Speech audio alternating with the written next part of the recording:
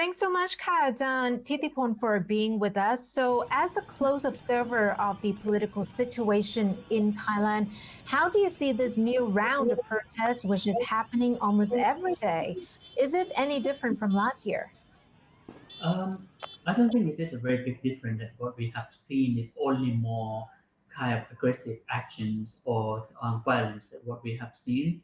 But I think at this stage, the protesters should also reassess their strategies and see it as a kind of long-term movement.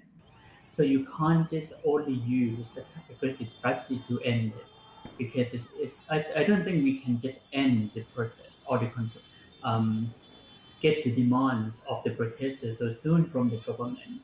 So the protest has already started a good start to educate or keep people informed.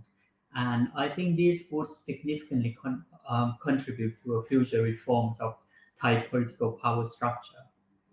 And with the violence used by certain hardcore elements, do you think this will undermine the overall movement of the umbrella Ratchathani group and that traction will be reduced further? To a certain extent, it could also undermine the credibility of the movement.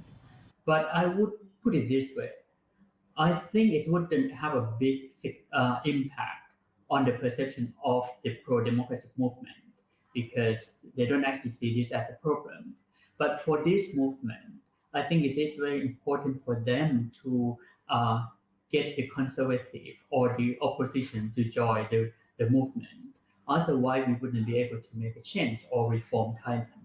So it is important for a kind of softer or less aggressive strategies in order to convince the conservative fraction in Thailand to agree with the political agendas of the protester. So I think that would actually be more helpful with the future movement. And in terms of police response, do you think that has been proportionate? Yes and no, but most of the time this is too much. But I think that is the police just believe that they are actually representing the government. And in Thailand, the concept of human rights are not actually acknowledged by Thai government officials, not just the police. So that's why the way they see the movement is just a group that is opposing the government.